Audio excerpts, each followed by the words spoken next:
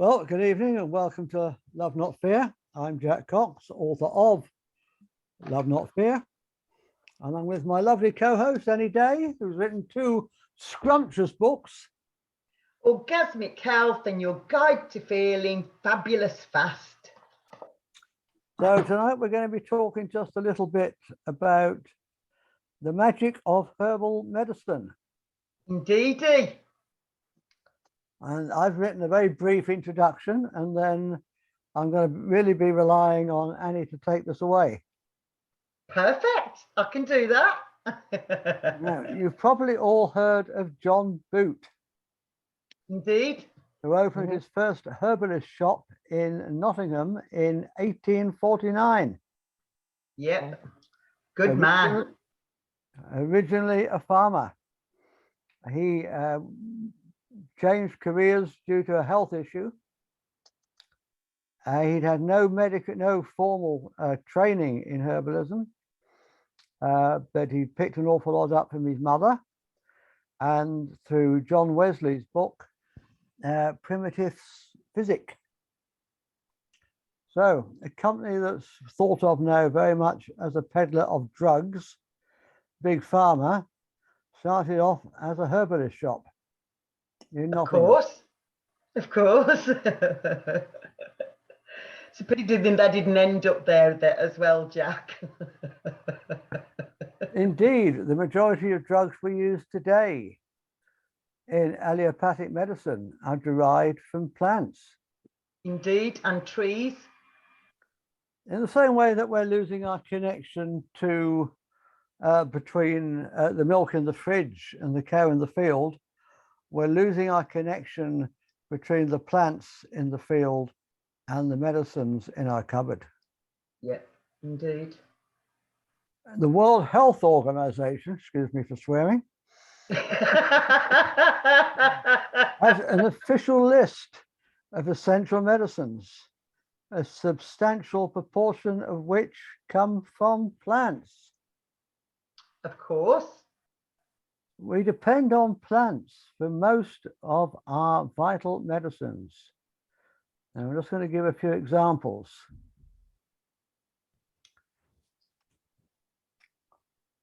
Lidocaine is commonly used as an anesthetic in dentistry. Indeed. Lidocaine is developed from cocaine, which of course comes from the cocoa leaf. Yep. And all the indigenous tribes use it. Not for local anesthetics, but for other things as well. Well, it was they who originally experienced the numbing in the mouth that comes from chewing the leaves. Yep. And as a result, we have lidocaine today. And if I'm mispronouncing any of this, please do just correct me. I'm open to being corrected. I would never do such a thing, Jack. Oh, yes, you would, young Annie. If you go for an eye exam, you might be given atropine eye drops, yes, which dilate the pupils and allow for a better examination of the inside of the eye. I've had it done lots of times. Me too. Atropine is actually from belladonna, Atropa belladonna, better known as deadly nightshade. Yeah. And who can forget morphine from the poppy, which is still extracted directly from the root? Yeah. And we owe the discovery of metformin, the first treatment for type 2 diabetes, to the French lilac, Galliga officinalis, a plant always used by herbalists to treat that condition. Absolutely. In oncology, we have vinblastine and vincristine.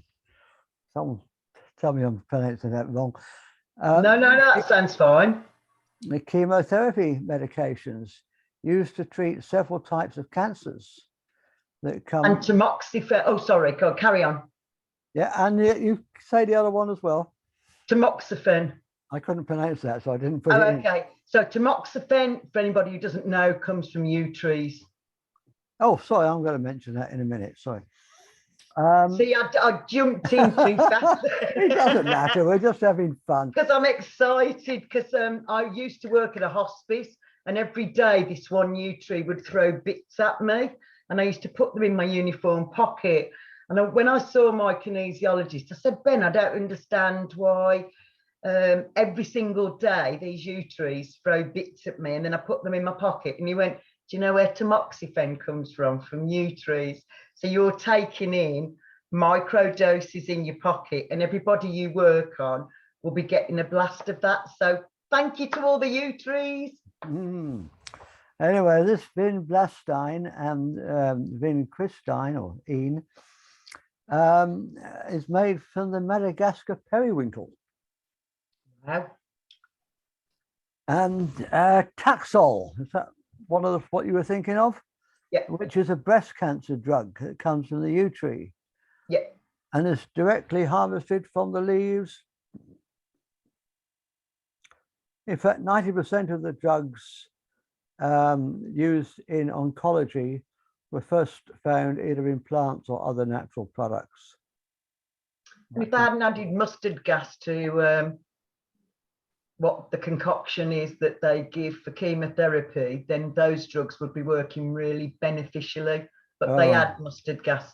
Well, I'm not going to go into it because well, that's absolutely it's crazy, too distressing for words. Yeah, I didn't know that, Annie. That's so sickening. It is. It really is. I mean, that's biological warfare. Sorry, chemical warfare. Massively. Oh, absolutely massively, darling. Our most important anti-malarial drug, quinine, comes from the bark of the chinchoa tree. Yay! Oh, I love tonic water. Fever tree is my favourite. Absolutely. Why do they put it in tonic water, Annie? Because it is a tonic, and it used to be thought, and it probably is, of benefit, because it was used on the Indian continent. It stops malaria, or that was their belief anyway. Okay. And then we come to the common aspirin, one of our most widely used drugs in the world today. Yeah. Which comes from willow bark and also from meadowsweet. Yeah. So please don't fall into the big con trick that herbal treatments are primitive while drugs are sophisticated, because that's a load of BS. I was going to use something Herbal else. Remedies, yeah, BS will do. Herbal remedies have been with us for thousands of years. Indeed. And Annie's going to go through a much longer list than I've mentioned. And other things as well, of course. I'm going to surprise you, Jack, with the breadth of my research today. Brilliant. I hope we're going to be talking a little bit about psychedelics. Indeedy, we so are. We so are. Take it away, so Annie. I thought I'd start with this. We've talked about this. I know it looks like a urine sample, but it is actually white organic pine needle tea, which has so many benefits. And I originally started drinking it at the beginning of 2020 because it's particularly good for respiratory conditions, basically. So I was taking it for me, but also I was recommending it to other people. So do you want to know some of the things that white pine needle tea is good for, Jack? Well, before we go into that, I'm just going to say that whenever I go camping, is that when you have it? I always make pine needle tea. Oh, it's so good, isn't it? It's delicious and refreshing, and it's so good for you. So yeah, tell us all the things it's good for, Annie. Oh, you're going to love this. So first of all, it's got a pleasant taste and smell, which is always a good start, isn't it? If you're going to be using something frequently, you need it to have a taste that you can enjoy. So it is rich in vitamin C. It has 5 times the concentration of vitamin C found in lemons.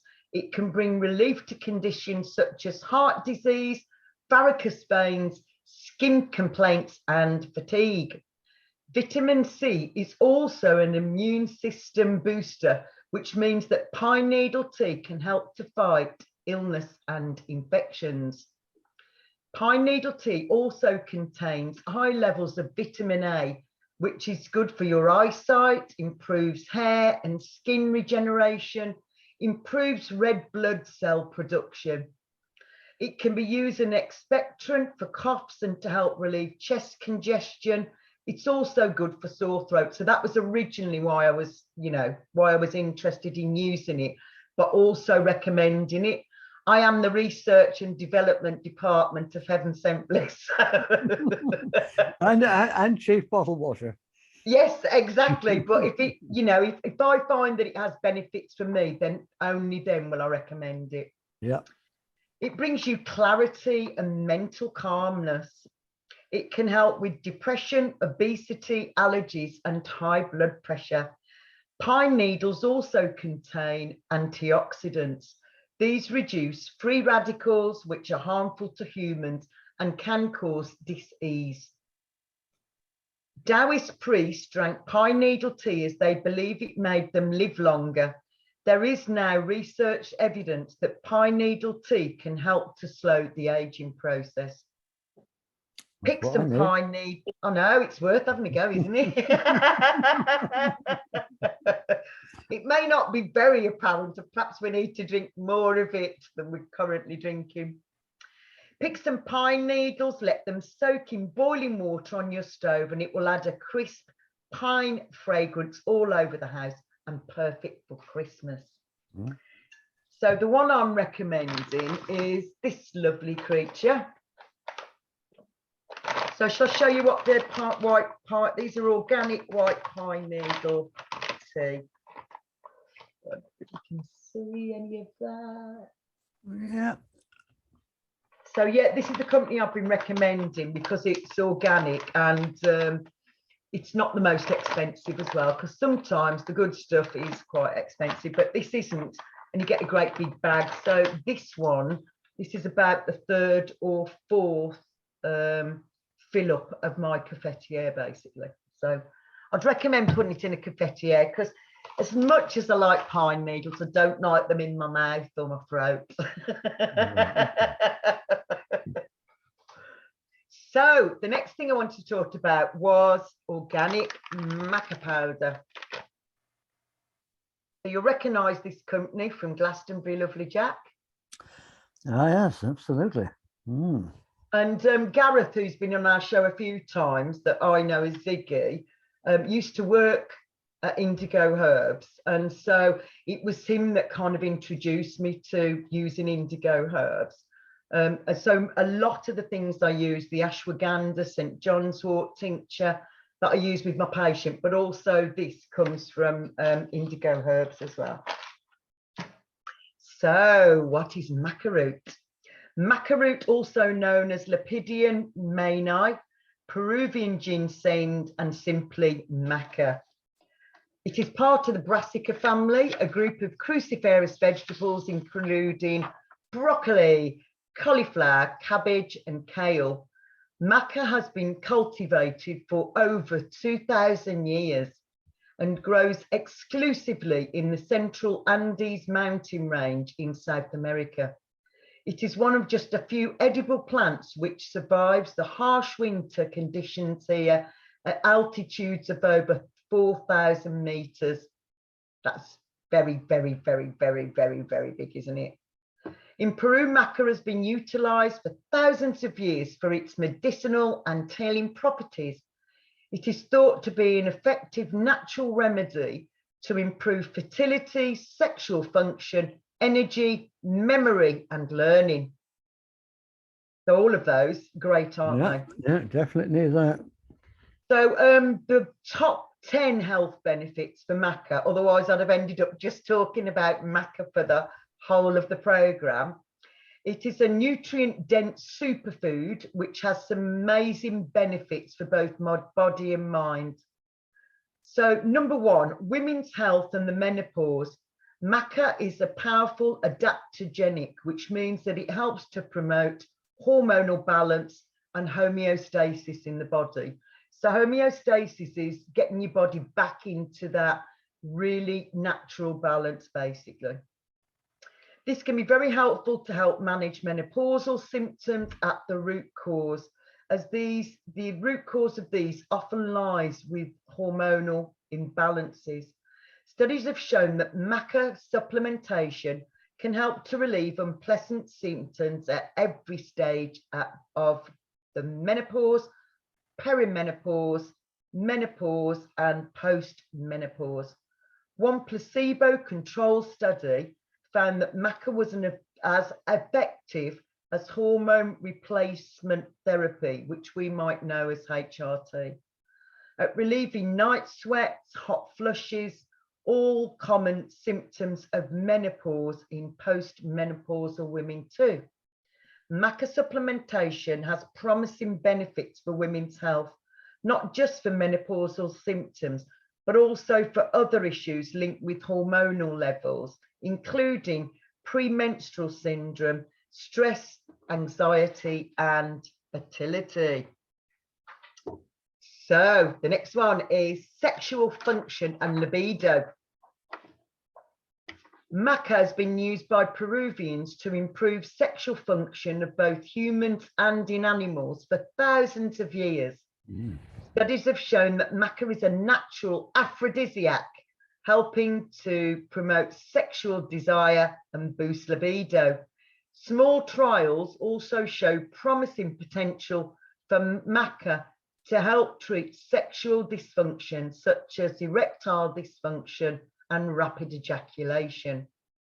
Interestingly, research has shown that maca could be a good natural remedy for low sex drive or poor libido caused by the side effects of prescribed medications such as statins and antidepressants. So it's a good way of, recovering from the damage that the pharmacopoeia has done to people.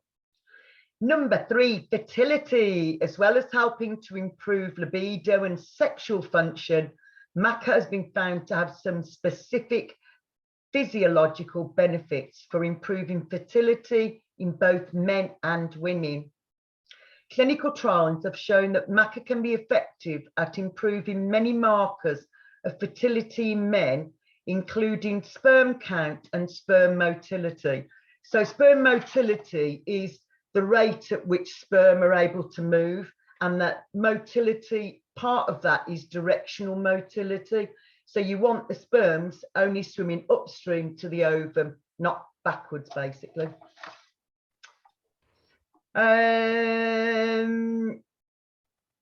Energy levels and endurance, as well as helping to improve hormonal balance and reproductive health, maca is also known to naturally boost energy levels.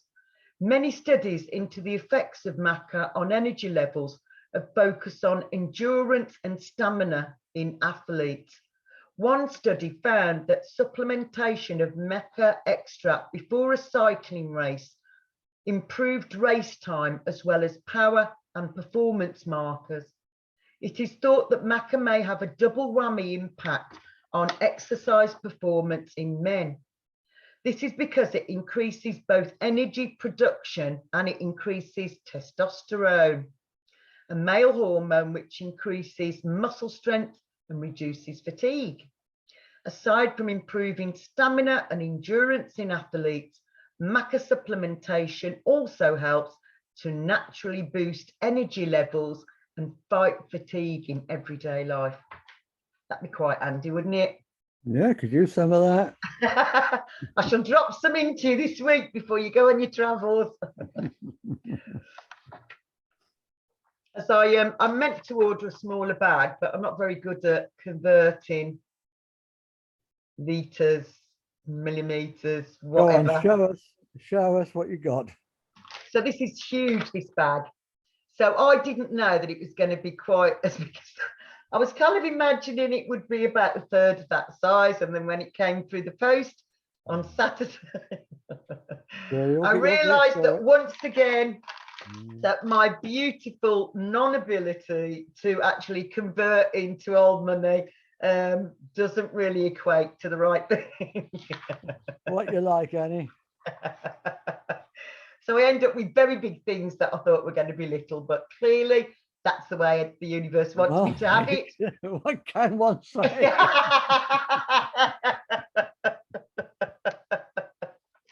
See, with maca powder, clearly size matters.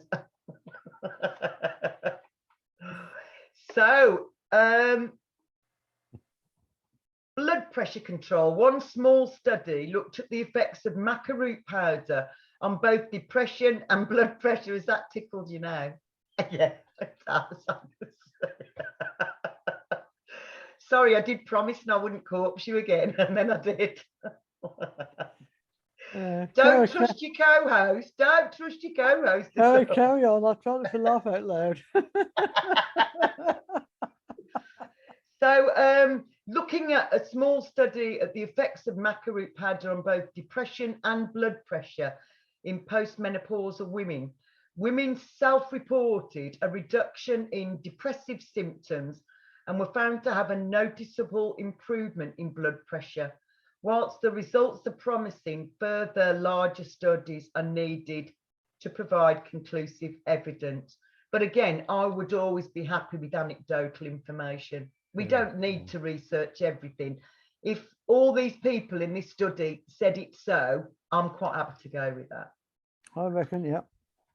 Nutritional powerhouse. Woo-hoo! Maca root is a natural source of many different nutrients, which are great for boosting the immune system, promoting overall health and well-being. Some of the most helpful nutrients in maca include adaptogenics. So for anybody who doesn't know, adaptogenics are things like ginseng. So if it's an adaptogenic, it means that if you need it to be soothing and relaxing, that's what it does. If you need it to stimulate you to feel energetic and motivated, that's what it does. They are exquisitely powerful adaptogenic plants, basically. We got to. So some of the most helpful nutrients are, they have powerful antioxidants which bolster the immune system, protect cells from damage, encourage the slow release of carbohydrates for sustainable energy, are a rich source of vitamin C, our immune system's best friend.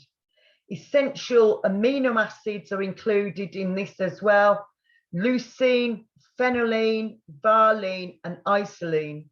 Essential minerals in maca include iron, calcium, copper, zinc, and potassium. A great source of fiber to support optimum gut health and digestive function. Adding maca powder to your smoothies, oats, yogurt, and hot drinks is a perfect way to boost your intake of all of these essential nutrients.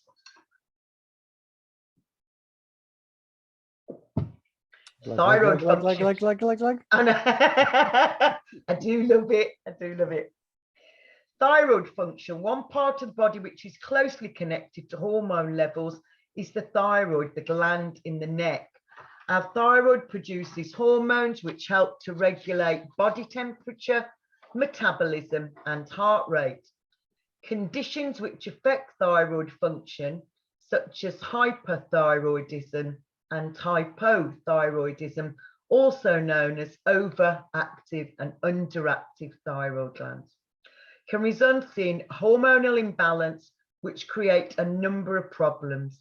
Studies have shown that maca can help to improve endocrine function, including that of the thyroid gland. So one of my patients had been on thyroxine for a long, long time, and she was really wanting to come off it.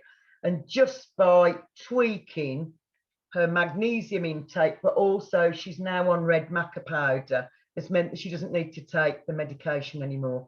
But it's enough to just keep her thyroid gland, you know, functioning normally and in a balanced way as well. We need to just say, Annie, just for legal reasons, that we're not advising anybody to give up their prescription medicines. No, I was just giving it as an example. Yeah. Mood and depression. You probably might want to, but we're not advising. I'm not a doctor yet. I've certainly felt 10 years younger since I gave up all my meds about 6 months ago. Absolutely, darling. Yeah, absolutely. And I think that I would never have recovered from fracturing my coccyx and pelvis in 1998 with the stuff that I was being given by the NHS. Basically, all it did was made me vomit. It was really awful stuff. So microdosing with cannabis is what sorted it out, but we'll get to that later. Good. Yeah, I'm up for that. Mood and depression, the adaptogenic properties of maca mean that it is also an effective natural remedy for symptoms such as stress and anxiety, which are closely related to mood and anxiety and depression. When we experience losses, stress, low mood, anxiety, and depression, there is an underlying physiological mechanism which triggers this.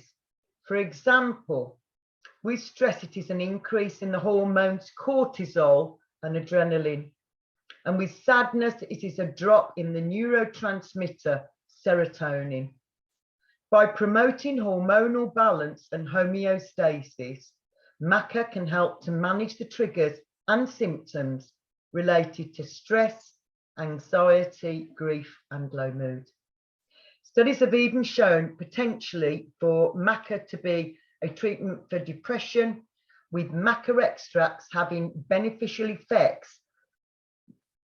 It says similar to those of antidepressants, I would say. From my point of view, being a natural therapist since 98, much better, because even if you come off maca, it won't drop you back down worse than you started off with, which with most antidepressants, you'd have to come off very, very, very, very slowly. Otherwise, there is that plummeting you on a worse state than you started off at. Yeah, agreed. Skin health. One final surprising benefit of maca is that it can also help to protect your skin from damage. Studies have shown that maca and even maca leaves can help to prevent skin cells from damage, particularly that of UVB rays of the sun. Maca supplementation was also linked with a lower occurrence of sunburn. In summertime, maca supplements could be a good addition to your sunscreen routine to help best protect your skin from damage and premature aging. And possibly even a replacement for it. Those sunscreens are lethal. Oh, exactly. There's very few that don't have parabens in. So I use Green People's or I use coconut oil. Organic coconut oil will give you factor 15, which for this country is probably enough. And then if I was going abroad or it was going to be somewhere where it was really hot, you know, that 2 weeks we had earlier this year, yeah, that whole 2 weeks. Oh, yeah.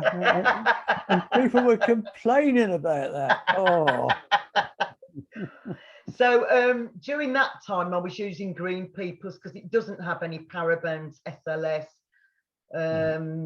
microfibers or anything that you wouldn't want going into your body, basically. Aloe vera is very good for it too. Oh, massively, darling, massively. It is always best to opt for a maca powder, which is 100% maca and nothing else, which the Indigo Herbs one is. Again, I really, really trust that company. Their integrity and the fact that they source ethically as well, I really think they're a great company. It will give you a pure source of maca, which is far easier to absorb for the best benefits. Together with a unique blend of other superfood ingredients, you can enjoy the benefits of maca with a simple 1 scoop added to your smoothies, shakes, oats, yogurt, and any other healthy recipes. What about that? Did you like that, Jack? Yep, definitely going to start doing that. Okay, darling. And then I thought we'd look at ashwagandha, which I haven't got any ashwagandha at the moment, but the ashwagandha that I have got is tincture. And again, it is from Indigo Herbs. So ashwagandha is actually an Ayurvedic medicine. The ashwagandha plant is a small evergreen shrub native to India and parts of North Africa. It produces small green bell-shaped flowers that mature into little orange-red fruits that look similar in appearance to tomatoes. It is ashwagandha root that is most commonly used medicinally and in health supplements, often in the form of powder. The one I've got, or the one I had that I need to reorder, is ashwagandha tincture. So because it's in liquid form, it's easier for the body to assimilate. The name for herbal substances that are known to protect the body and promote well-being is adaptogens, which I've already explained what adaptogenics are. And ashwagandha is fast becoming one of the most popular and widely used adaptogens in the world today. Ashwagandha is a Sanskrit word that translates roughly as smell of the horse. It doesn't smell nice. I'm not going to lie about it. It doesn't taste very nice either. So I usually put it in some warm water and then just glug it back. Ashwagandha is a Sanskrit word that translates roughly as the smell of a horse. This alludes both to its unique scent and also to its extraordinary potency. So in Sanskrit society, horses were considered to be very valiant and very strong and powerful as well. Other new names used for it include Indian ginseng and winter cherry.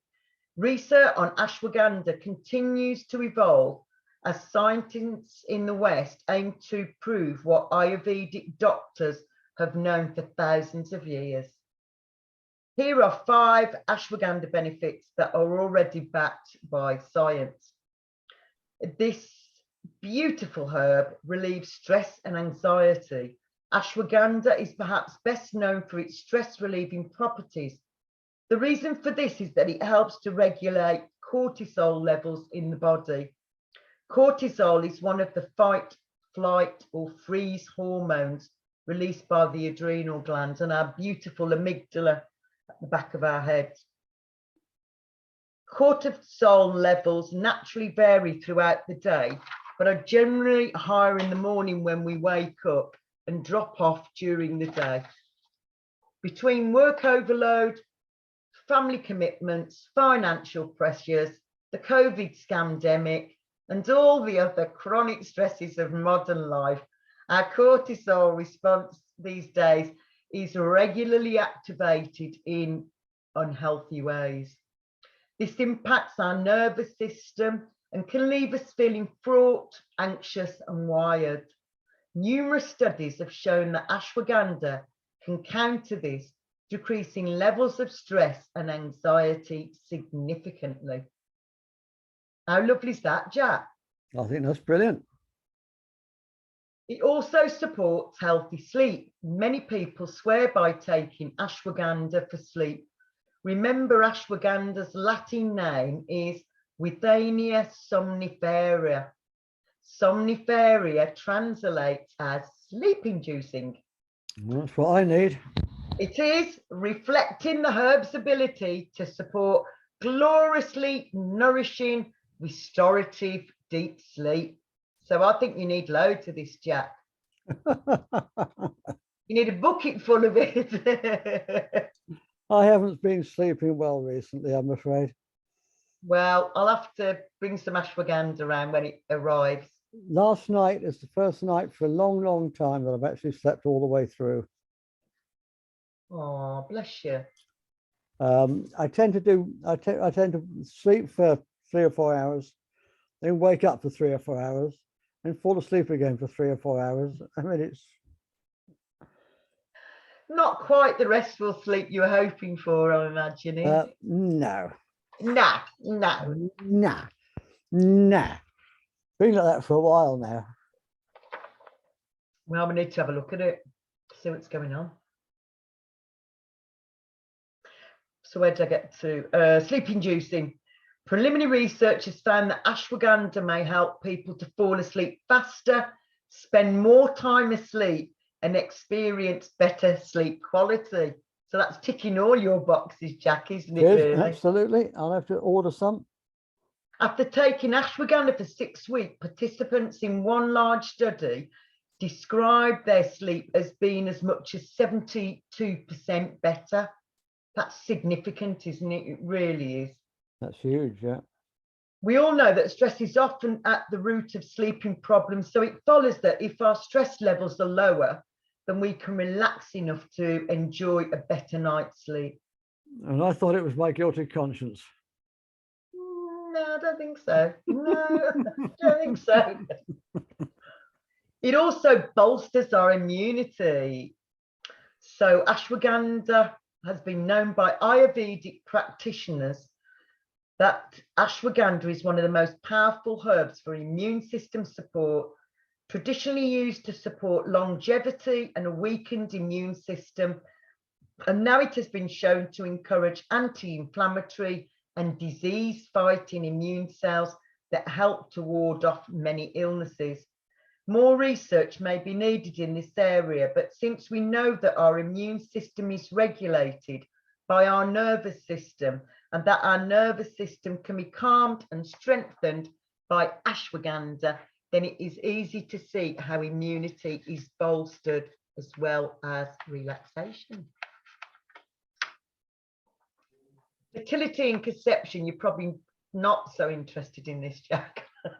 No, I think I think we might have missed the boat with that, darling. I think I might. Yeah, I think you and I have both missed the boat on that one. We've done fertility and conception now. We don't need to be. No, But there are other people who may watch this who might be interested in fertility and conception. So ashwagandha's ability to reduce stress levels also helps in supporting our reproductive systems. When cortisol levels are high and the body is in a state of fight or flight, blood flow is diverted away from the reproductive system, as well as other systems like the digestive and immune systems, and towards the heart, larger muscles and other vital organs. By rejoicing, I wish it was rejoicing. That isn't what it says.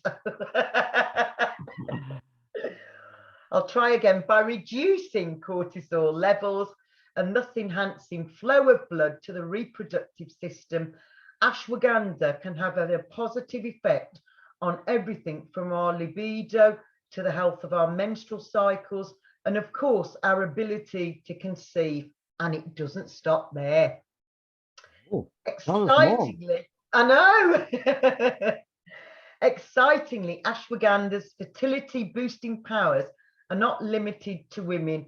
The same applies to men. In fact, ashwagandha is thought to increase testosterone levels and boost sex drive in men, and is even used by some to increase their sperm count. It's worth knowing, isn't it? Yeah. Recovery after childbirth. For all the amazing reasons we have mentioned earlier, ashwagandha can do wonders for breastfeeding women. The reduction of stress helps with feelings of overwhelm, deeper sleep, helps with all those interrupted shortened nights, and the rebuilding of strength and immunity is a welcome boost among all the other changes and upheavals that the body goes through during pregnancy and birth. Added to this, ashwagandha is also thought to boost breast milk production, another welcome benefit of lower stress levels. So that's ashwagandha. Yeah, another one to add to the list. Cool. St. John's wort. I've only done a little bit on St. John's wort because most people are familiar with what it's good for, although there are perhaps some things in here that you may not know that St. John's wort is good for. So the majority of my patients that are taking this when they arrive suffering from acute anxiety and depression, and usually because the antidepressants are doing absolutely sweet FA, it is particularly good for overcoming depression and anxiety. So premenstrual syndrome, menopausal problems, SAD, seasonal affective disorder. I have included something on vitamin D3 with K2 because at this time of the year we're getting very, very little sunlight. And although we can get some vitamin D3 from our food for things like mushrooms, you know, we can't rely solely on that. So I do recommend a vitamin D3 with K2 supplement, which I'll get onto later, but it is very, very effective with for SAD. So the patients that have been using St. John's wort, it seems to come up very frequently in their kinesiology sessions that they're best doing 3 weeks on. And again, it's the tincture we're using, St. John's wort tincture from Indigo Herbs. So they do 3 weeks on, 3 weeks off, 3 weeks on, 3 weeks off, because otherwise what's happened in the past is that the wheels fall off their wagon and then the St. John's wort isn't strong enough. Whereas if you're doing it in a kind of micro dosing way, then it has far more potency, basically. So it's especially good for helping with eczema, wound healing, minor burns, hemorrhoids, psoriasis, and asthma, which are probably things that we, you know, haven't been told about. It also helps with OCD, obsessive compulsive disorder, social phobia and health phobias, and something called health anxiety, when people, you know, get a headache and then Google it and then decide that they've got brain tumours and goodness knows what else. So it's that accelerated anxiety level, basically, from what you've just read. Restless legs as well. Another great use of St. John's wort tincture is it stops restless legs, basically. But what I would like to say is that all the times that people are told not to use St. John's wort because it's contraindicated, most of that is BS, Jack, we'll call it. Okay. So next, microdosing with psilocybin. So for anybody who doesn't know what psilocybin is, it's the active ingredient in psychedelic mushrooms, basically, and non-psychedelic mushrooms as well. Adults who microdose psychedelics report health-related motivation, lower levels of anxiety and depression compared to non-microdosers. The use of psychedelic substances at subsensorium or microdoses has gained popular academic interest for reported positive effects on wellness and cognition. We're not encouraging anybody to break the law, are we, Annie? Well, most of this is legal, so. Is that okay? But I'll tell you the bits that aren't. Maybe. Or maybe you'll just figure it out for yourself. We assume our audience are adults and are able to make their own decisions. Absolutely. There's always to be no point of our programme otherwise. We're not doing it for little kids, are we? No. So where do we get to? Psilocybin was the most commonly used microdose substance in one sample, where 85% of the people that were researched were microdosing with psilocybin.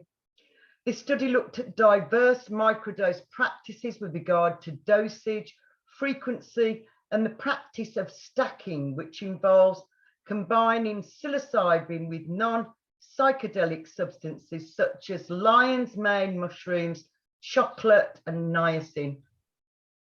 So yeah, I'm a frequent flyer with psilocybin and chocolate. I thoroughly recommend that, as they call it here, stacking. Yeah, sounds like a brilliant idea.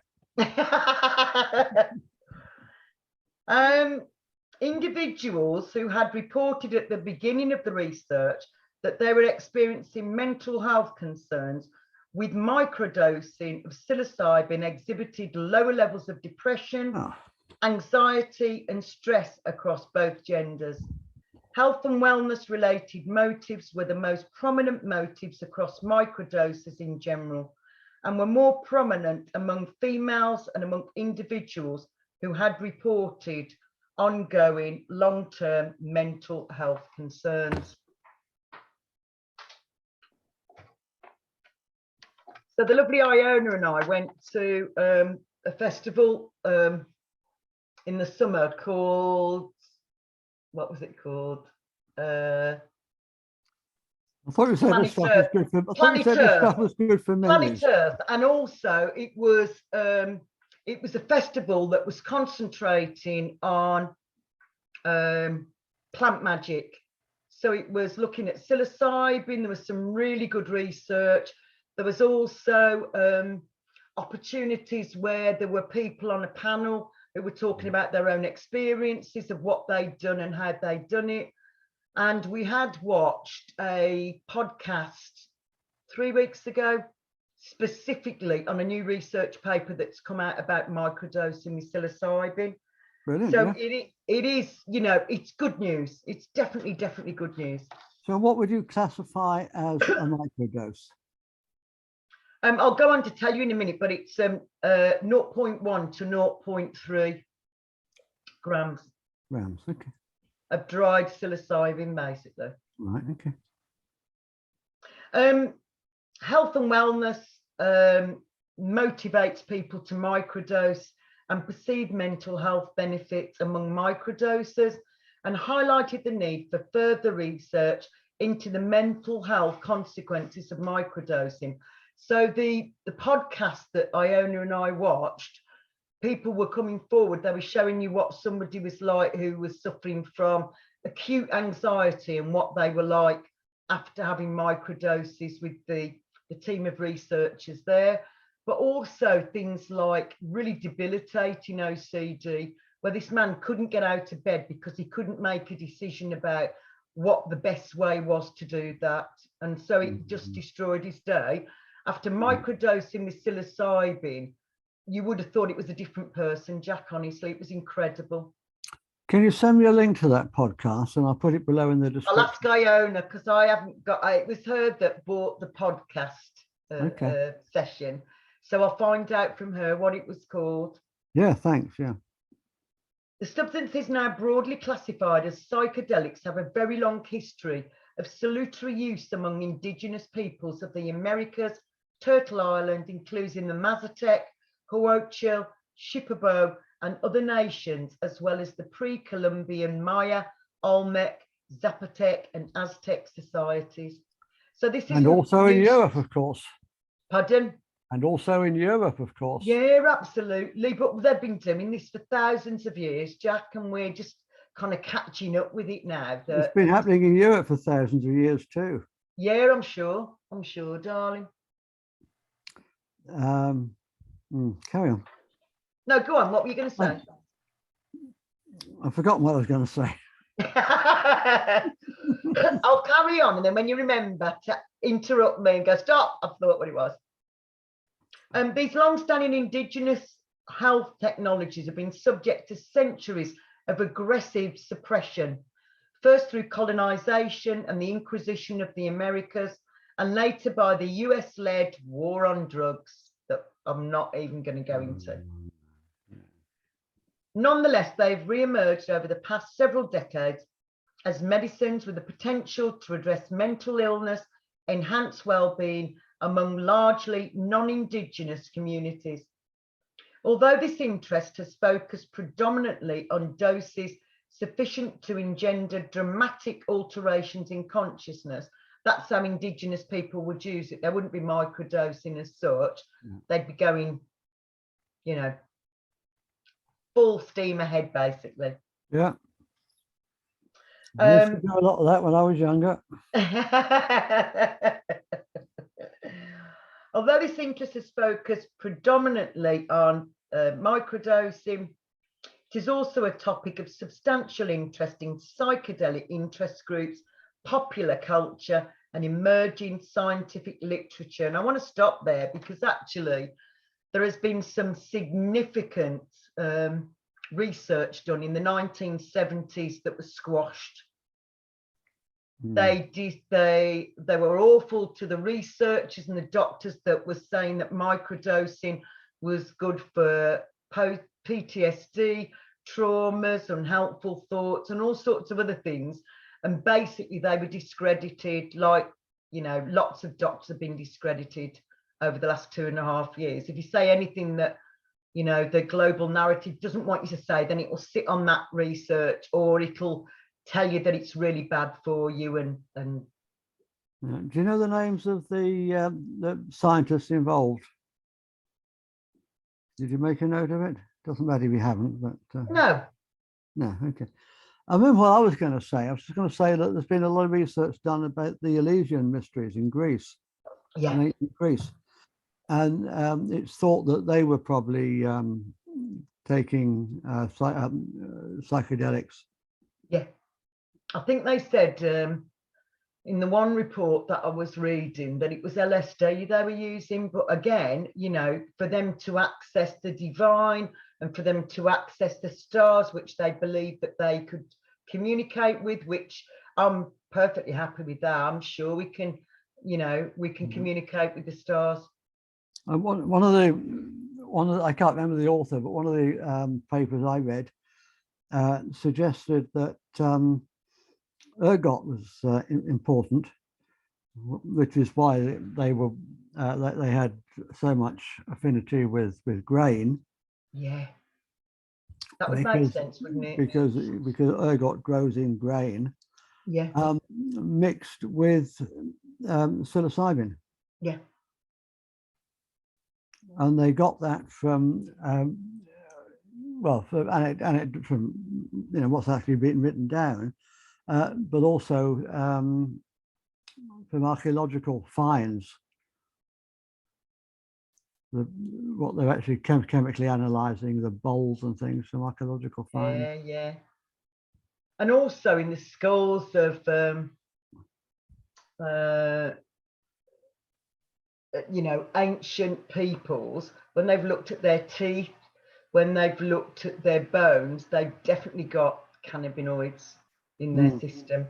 And they were definitely chewing it, because there've been like little remnants in their teeth or whatever. And there's definitely been, you know, when they've looked at the bones have definitely come from an indigenous people that were using endocannabinoids, because we have an endocannabinoid system for a reason, don't we?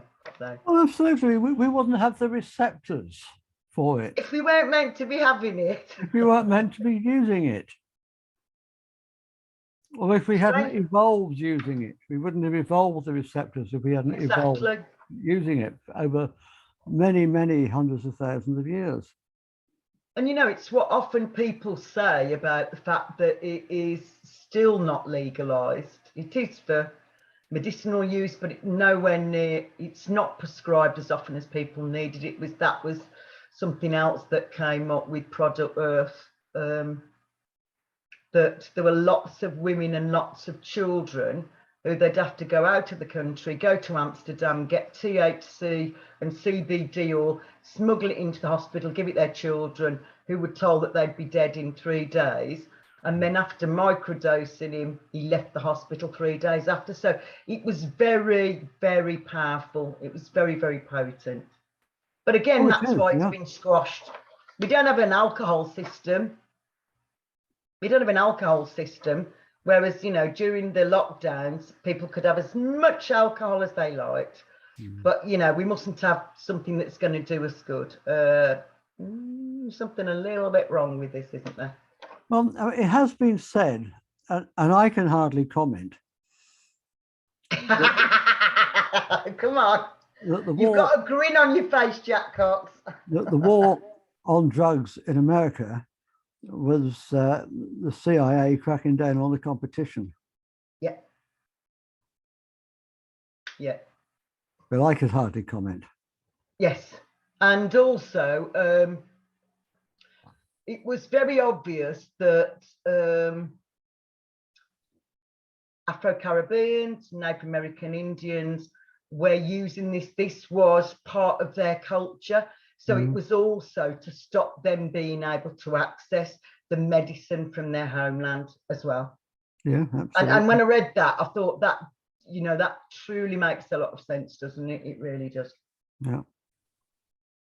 The extract, the exact parameters of what constitutes a microdose and the associated practice of regular microdosing have yet to be firmly articulated. However, microdosing has been generally described to involve successive self-administration within a limited time windows of doses of psychedelics that do not impair normal functioning and are predominantly subsonorium. Psilocybin and LSD are the substances used by the vast majority of participants in observational or retrospective research on microdosing. Reporting microdoses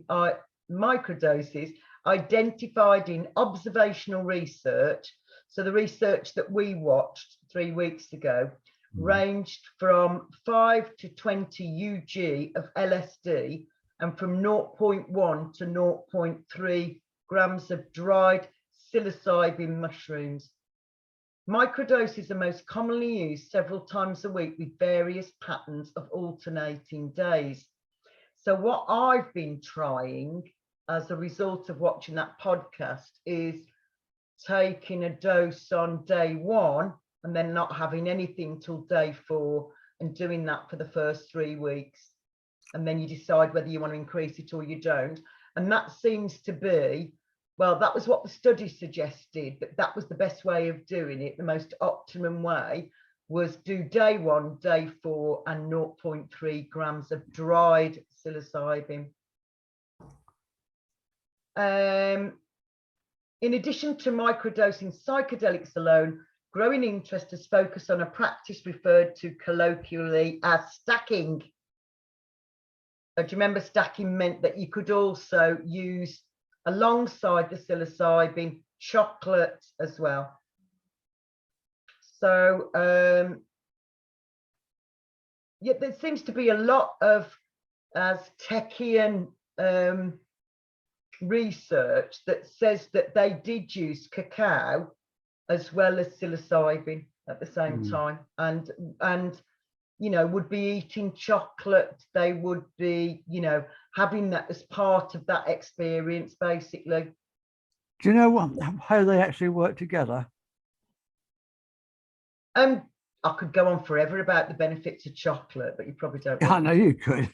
I am a frequent flyer with dark chocolates, as we know. But it says here that the Aztecs combined cacao with psilocybin mushrooms in a practice referred to as cacagia or chill. That was probably nothing like the proper Aztecian pronunciation, which means chocolate mushrooms. Psilocybin admixtures. That sounds good, doesn't it? I know, absolutely. Mushrooms. And they also used honey, flowers, and herbs, and have been noted in historical records among other indigenous and non-indigenous people. Following a similar profile, mushrooms henbane, also known as nightshade, were used.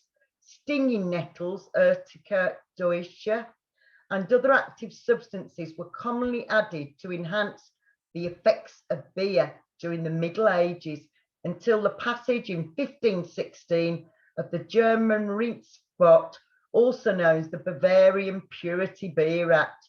Chocolate and cacao remain popular additions to psilocybin, whereas adding Syrian rue, Peganum hamala, or lion's mane mushrooms, Hericum erinicus, and or niacin appear to be more recent phenomena. So as I've said earlier, I've been doing microdosing, taking 0.3 dose one day and then the same on day 4, but nothing in between. So caffeine microdosing. Okay. This is thanks to the lovely Victor Ong, because he was telling me about microdosing a few weeks ago. Monthly we do a CPD session and do a treatment swap, and he was recommending caffeine microdosing. So I'm going to show you this. So I've been to Time to Float this morning and had a flotation session. Can you see those? What's that say? Starter. I can see it says starter box. Do you want to? Okay, so it's adaptogenic coffee, and all of these, it's called London Neurotropics, and it's got Grind, Zen, and Mojo adaptogenic coffees, and each of them have a particular mushroom in the coffee that's going to help you, give you a bit of a boost, or going to calm you down or help you to sleep, which isn't usually what they do. But I thought it was worth me mentioning those. Where did you get that? From Time to Float. Say again. Time to Float. Okay. Are they online? So it's a flotation. It's a flotation. Oh yeah, a flotation tank. In, I can't think what the road's called now, but anyway, Marston in the middle of Road. Thank you, Lisa. Marston Road. Road, Stafford, in very Marston great Road. place. Yeah. Marston Road, Stafford. Right. Okay. Yeah. People come from miles to come and visit Oh that God, place, yeah, actually, absolutely. don't There was a man from Birmingham there this morning when I was just booking in. So, but yes, Mark's selling neurotropic coffees. I've already tried one box, so this is my second box now. So yeah, I'd thoroughly recommend having a look at neurotropics. Yeah, thank you. So what is caffeine microdosing? To achieve an optimal energy zone, you generally need to consume between 60 milligram and 100 milligram of caffeine. Plus, your overall ability to concentrate and perform is more ideal when you can remain in this sweet spot over a steady period of time. To put that into perspective, 1 cup of coffee generally contains about 100 milligram of caffeine. A shot of espresso is 85 milligram of caffeine, and a cup of green tea is usually 40 milligram of caffeine. One way to optimize your intake is through microdosing, or consuming small amounts of caffeine throughout the day. This might look like drinking a cup of coffee in the morning and then only having green tea throughout the rest of the day, or slowly sipping your coffee in the morning, which may help you drink around 10 milligram or so of caffeine at one time. These techniques may give you enough stimulation to help you be as productive as possible without feeling anxious or jittery. So the benefits of caffeine, even in small doses, whilst too much caffeine can cause negative side effects like anxiousness or a rapid heartbeat, there is a lot of evidence in scientific literature regarding caffeine, its health benefits, and its potential as a microdosing agent. In addition to increasing energy and improving cognition, there is also some research that indicates it may affect inflammatory conditions and autoimmunity. Other literature suggests that natural caffeine sources like coffee may help prevent pre-diabetes and also type 2 diabetes. Caffeine has also been researched since the 1970s as a performance-enhancing substance for athletes and the military, but often at moderate to high doses. Currently, we are finding that low doses can be safer and easier for the body to integrate.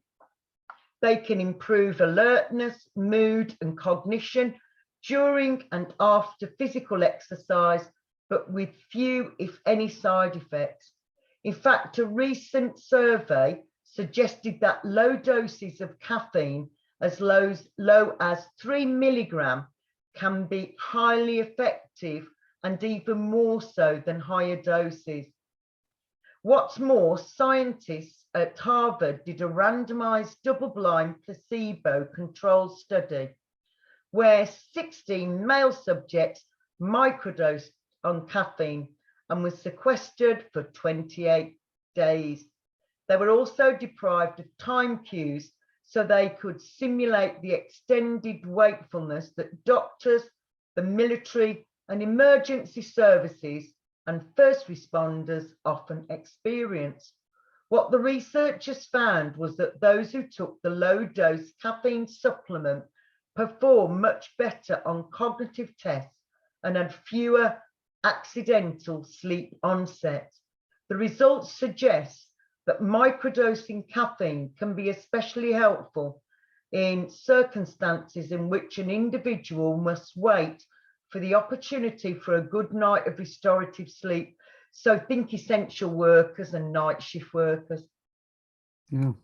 People who work shift patterns, you know, microdosing would be really, really, really, really good. Oh, that sounds really interesting.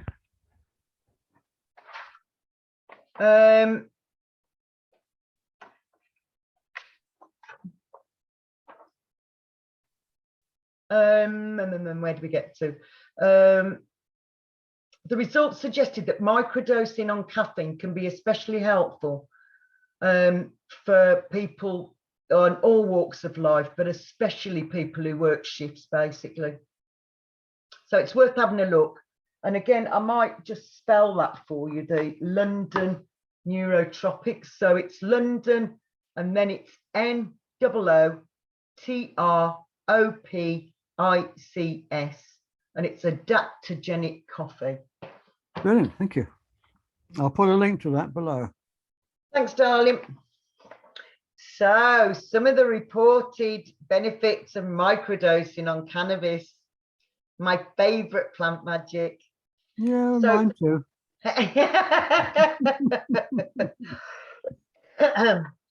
So, number one, pain relief. Microdosing is effective in treating chronic pain and can be used as an alternative to pain medications. I'm going to put my hand up and give a huge testimonial for cannabinoids. So in 1998, I had a fractured coccyx and pelvis. For 3 months, I've been put on all sorts of different pain relievers that did absolutely sweet FA, but also they made me vomit. And one day, my youngest son went, "Mum, I can't watch you do this anymore. I'm going to go and get you some proper medicine." And came back with a little tiny pipe and a dose of cannabis. And straight away, my body went, phew. And it was the first time that I'd slept in 3 months. So I know that it is as potent as that. All those drugs that I was being given did absolutely nothing. And all they did was make me feel really, really sick all the time. Whereas with the cannabis, I could eat and and it encouraged me to want to eat. Whereas the stuff I was taking from the NHS had the opposite effect. Yeah. So I'm very grateful to my lovely son, Richard. Inflammation. Microdosing on medical cannabis has anti-inflammatory properties and can be used to treat such conditions as arthritis. Number 3, anxiety. Cannabis can help to relieve anxiety and provide a sense of calmness and peace. And I think that's what I experienced with that first dose that I had in 1998. It just really, my anxiety levels were through the roof. And it just stopped me from doing fight or flight response all the time and actually having a good night's sleep. Yeah. Seizures. It's been shown to be effective in treating seizures caused by conditions such as epilepsy. So I've got a friend and his doctor will not prescribe medical cannabis. So he is reliant on taking it in another format, which is smoking, but he also cooks with it and makes food with it. But actually, ever since he's been having it regularly, the seizures have just stopped completely. And I watched him the one day, he was doing and really shaking every single cell of his body. And then he took one drag of his spliff and straight away he stopped, and he wasn't stammering and stuttering. His body wasn't doing all that.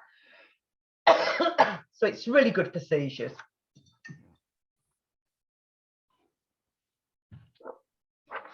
Cancer. It's been shown to be effective in treating various types of cancer. Yeah. So close friend was told 3 years ago almost that they got 4 weeks to live. And one of the things I suggested that he go and see another naturopath, but also he started straight away on microdosing cannabis, just so he could get over the shock and the anxiety about the diagnosis, because the NHS are rubbish at delivering bad news. They got 4 weeks to live and tough shit, basically. Not helpful at all. So just by being able to microdose with cannabis could bring those anxiety levels right down. And as we know, our immune system and all our T cells work so much better when they're relaxed. Yeah. Seizure control, it can help to control seizures caused by conditions such as epilepsy, appetite stimulation. So I'll tell you a funny story about this. So my dad had the flu jab going back 8 years ago, and then promptly ended up in hospital with pneumonia. And he hadn't eaten for, I think it was about 15 days. And my mum told me to smoke some cannabis and then sit next to my dad and give him an aromatherapy hand massage, because she really needed him to eat. So I did just that. So I sat next to my dad. I'd had lots of lovely cannabis, and I sat next to my dad, gave him an aromatherapy hand massage. And the man who said he didn't fancy anything went, do you know what, love, I'd like a bit of Welsh rarebit. So I said, okay, I'll go make you some. And then he went, and soup. I went, okay, I can do soup. And then he said, have we got any jammy dodgers? I was like, yeah, I'm fairly sure we could get all those. So I know that it does do that. It does do that. And it was so helpful to my dad, because as soon as you start taking sustenance in and being able to have hot drinks and things like that, then your body starts recovering, doesn't it? So yeah. To this day, he probably doesn't know that my mum persuaded me that this would be a good strategy for my dad. So appetite stimulation, it can help to stimulate appetite and can be used to treat conditions such as anorexia nervosa. So again, because it does stimulate the appetite, but also because it does bring anxiety levels right down as well, it can be a really, important tool for helping people. Number 8, nausea relief. Cannabis can help to relieve nausea and vomiting caused by conditions such as cancer or chemotherapy. Number 9, neurodegenerative disease prevention. Microdosing with cannabis can help to prevent the progression of neurodegenerative diseases such as Alzheimer's disease. And there is a lot of research currently that is being, suppressed. That is very helpful for people with Parkinson's, but also for people who've got Alzheimer's or dementia as well, because it just opens up all those neural pathways, as it is a psychoactive. Number 10, skin conditions. It can be used to treat various skin conditions such as psoriasis and eczema. So going back many moons ago, it was miserable for me as a child because I had psoriasis and it would get really bad in the winter. So I'd have the coat of armor on my knees and my elbows, and it would be really difficult for me to move them as well. And then many moons later, having microdosing and macro doses of cannabis, it's now a thing of the past. I've never ever experienced psoriasis. It's a horrid condition. Oh, it really is. I was miserable at school, and because I looked odd, in the summer I was great. I had ordinary skin like everybody else, but in the winter and autumn I had this horrible scaling all over my knees and my elbows. And of course it's linked to our brain as well. So the more people tease me about it, the worse I felt about myself, and then the more anxious you become. So it's a kind of self-perpetuating cycle, isn't it? Not very helpful. But anyway, it is a thing of the past now.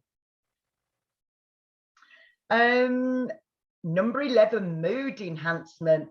Microdosing therapy can help to improve mood and can be used to treat conditions such as chronic stress and depression.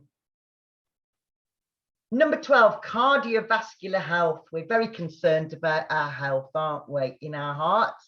It can help to improve cardiovascular health by reducing blood pressure and inflammation.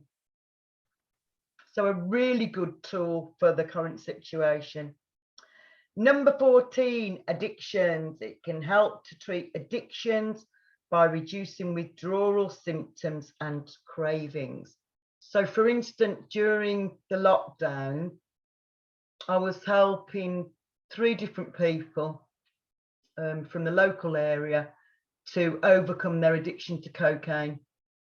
So this had become escalated whilst they were going through, you know, we were all going through this awful PTSD and trauma of, you know, seeing what was going on and going, why is nobody seeing this? So I know that actually them using cannabis helped them to come off cocaine, which you kind of told is the other way around. We're often told by mainstream media that cannabis is a gateway drug. No, it's not. No, it's not. It's actually really, really helpful. If you say that most of the people who are on hard drugs started with cannabis, you could just as easily say they started with rusks. Yeah. What they really started with. That's the level of logic. That's the level. Yeah, absolutely. You know, exactly. We all started with rusks, so everything that we do thereafter in our lives is because of rusks. No, yeah. You know, no, it's not. You can make the research. You can skew it so it says whatever you want. And Russell Brand says that cannabis and booze and all the other things aren't gateway drugs. Child abuse is the gateway drug. Yeah, I agree with everybody who's taking it to excess, it's to blot out those really terrible traumatic experiences from their childhood or from neglect. And actually, he's right. It isn't, you know, it isn't one particular substance that got people onto it. But most of the people who come to me who want relief from addictions, they started with booze, which is legal. It's legal. And it does drop your inhibitions, doesn't it? So, and we don't have a booze system, but we do have an endocannabinoid system beautifully in our bodies.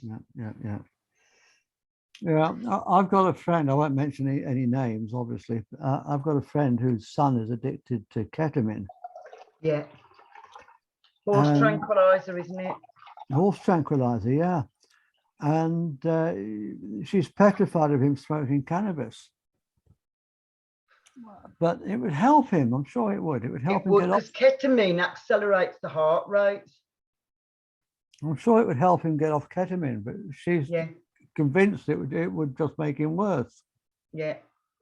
And you know, I've got lovely patients, palliative care patients, and if they didn't trust me, they would never have even taken CBD oil, because they would go, no, but it's illegal, it's illegal, it's illegal, it's illegal. And I was like, darling, they're selling it in Holland and Barrett, so I don't think that CBD oil is, but they've been conditioned to believe that cannabis is the baddie, when actually alcohol's the baddie. I've got friends that have worked in A&E at various hospitals over the Midlands, and they've all said that most doctors and nurses would like, if anything had got to be banned, they would like alcohol banned, not cannabis, because they've said that all the majority, I think something like 90% of people that go into A&E from Friday afternoon to Sunday evening, it's alcohol related. Murders, car crashes, domestic abuse, fights, stabbings, you know, falls, breaking, just all sorts of horrible things. But the majority of those patients, it's because they'd had alcohol. Yeah. So, you know, we're being told something that isn't true for a change. Oh, imagine our surprise, Annie. I know. Shock horror, Jack. Surely our loving government wouldn't tell us lies. Oh, my goodness, no. They have my best interests at heart. like I do theirs, particularly Matt Hancock. The next person who tells me what a lovely man is, I'm going to punch their lights out with love and light. Because I just cannot believe that they're going for this, another psychological operation. What are you doing? Anyway, I'm going to shut up now about that particular thing. I've already ranted once today about it, so that's probably enough now. So the effects of nicotine microdosing.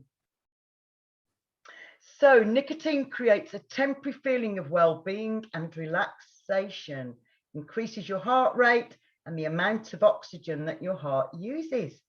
As nicotine enters the body, it causes a surge of endorphins, which are chemicals that help to relieve stress, pain, and improve mood. The body quickly absorbs nicotine into the bloodstream so it can reach the brain. Nicotine levels peak quickly after entering the body, so the feelings of reward may be short-lived. This can create a cycle of people continuing to smoke to keep feeling the pleasurable sensations. Nicotine also increases levels of dopamine, which is a neurotransmitter that is part of the brain's reward system and creates feelings of pleasure and reward. The release of dopamine reinforces a person's behavior of taking nicotine. Frequent use of nicotine creates changes in the way that the brain works. Effects on cognitive nutrition. Nicotine microdosing may also temporarily improve concentration and memory. When people stop using nicotine, they may experience withdrawal symptoms affecting their attention or memory. It is thought to be a neuroprotector similar to caffeine when doing microdosing, and is also useful for people with Parkinson's and Alzheimer's. So something that I've been doing for some time now is there's fear porn on all nicotine products. So shall I show you what I've done? Yeah. Instead, so I don't see the fear porn. I'll show you my lovely little.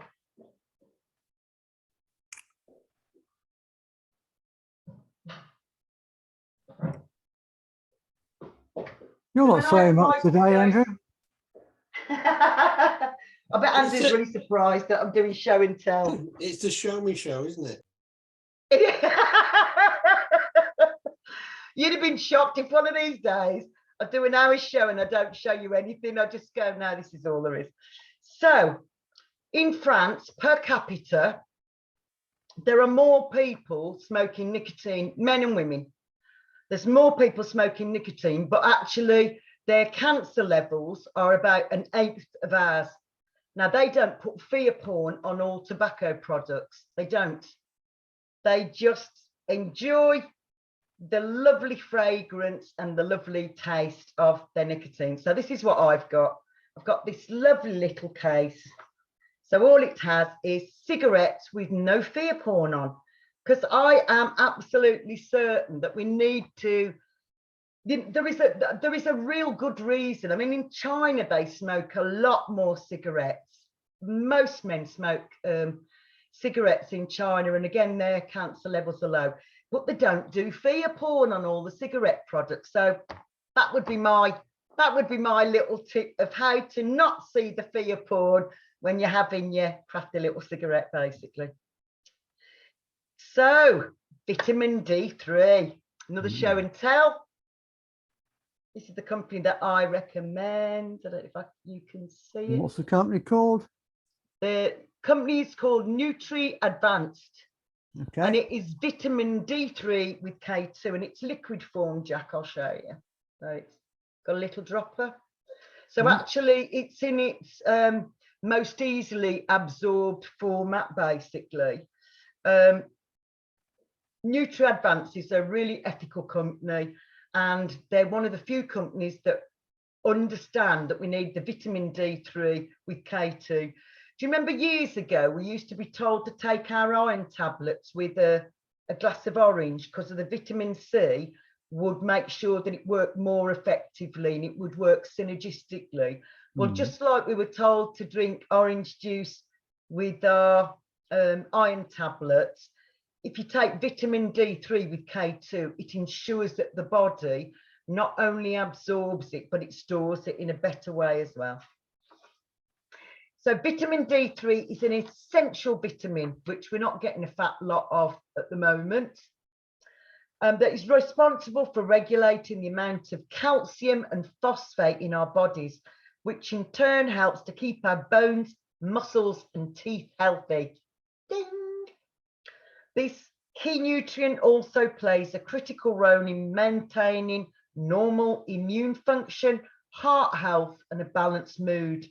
A large amount of the British population is vitamin D deficient, which is why healthcare professionals recommend that everybody takes a vitamin D3 supplement, particularly during the colder months of the year when the days are shorter and the sun shines less.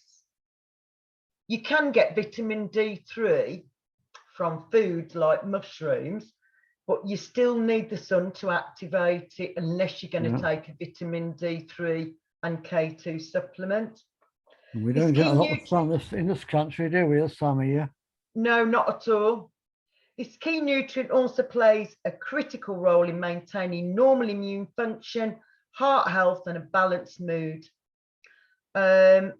Studies show that vitamin D3 is more effective at raising levels of vitamin D than just vitamin D2. So companies like ZipVit, we won't even talk about, and Holland and Barrett, again, we're not going to mention because they only sell vitamin D2, which is not, it's not enough of the active ingredients, basically. So we want vitamin D3, as this raises levels for a longer period of time, which is why it is often recommended for dietary supplementation.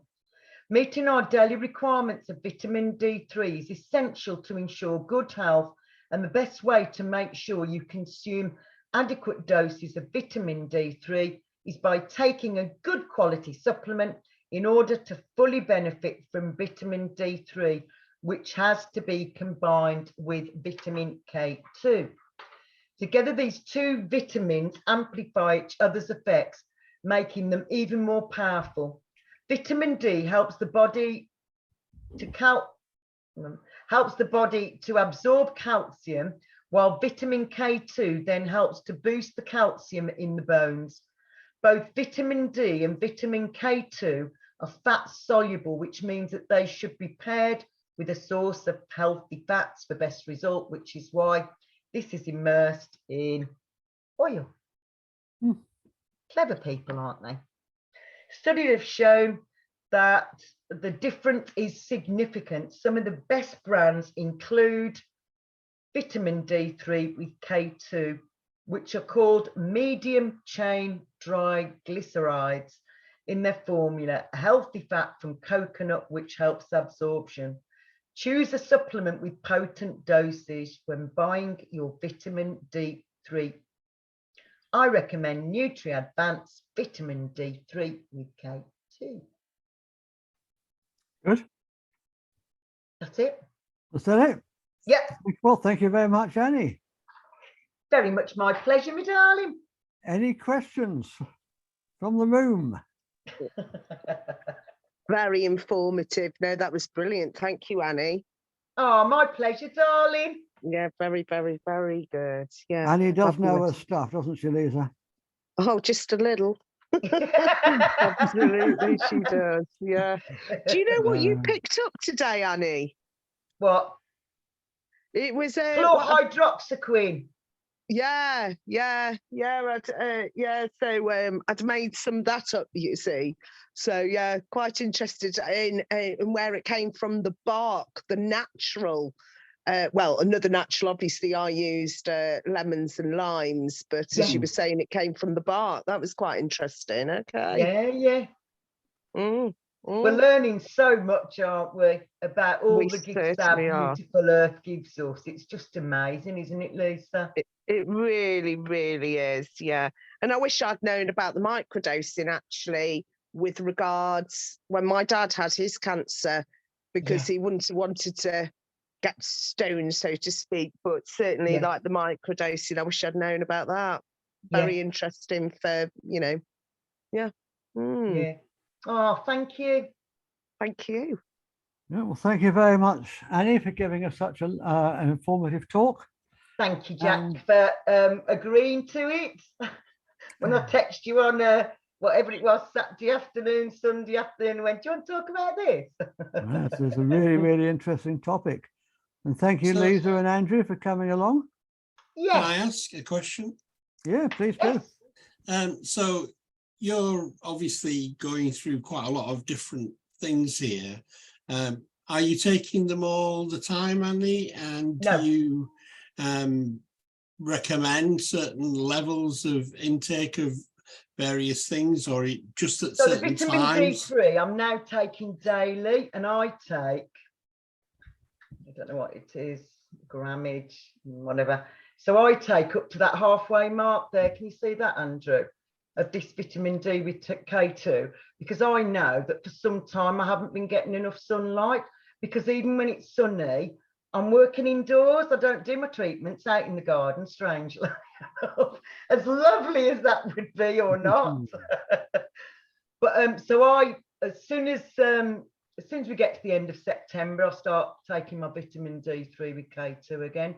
The maca powder, you could take that again.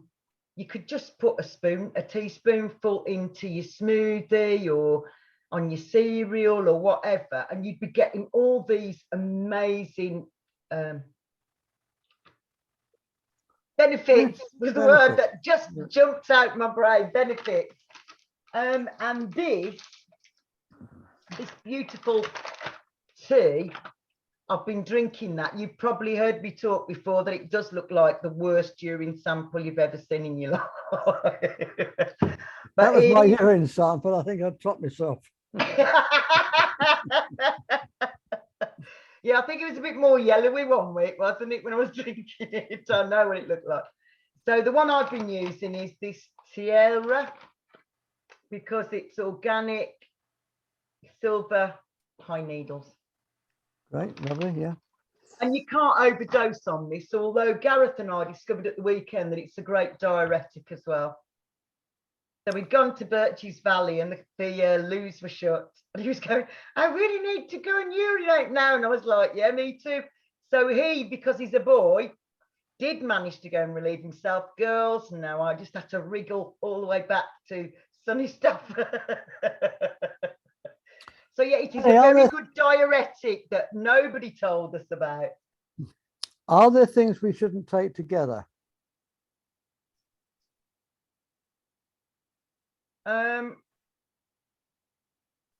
If I'm taking cannabis, I don't take psilocybin. Yeah, although I have done in the past. I had a great experience in Glastonbury, big surprise, Jack. Ziggy and I collected our own Liberty caps, and then we made mushroom stroganoff, and we're tripping the light fantastic, just so in love with the whole world. But we did also have cannabis as well. We ran up the store and we're singing, up the tour, I should say, and we're singing love songs to everybody in Glastonbury. We were singing love songs to the ocean. All you need is love. Absolutely. That's all you need.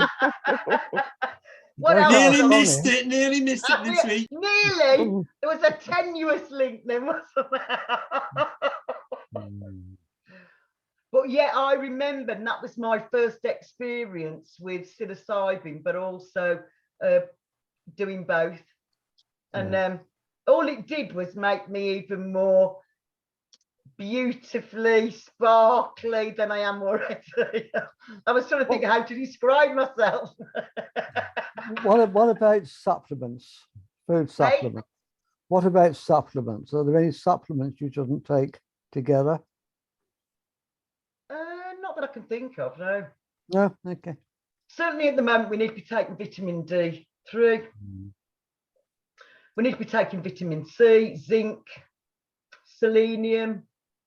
What else do I take? CoQ10, magnesium. I've gone on ad infinitum about magnesium. It's really important to be having a good magnesium supplement.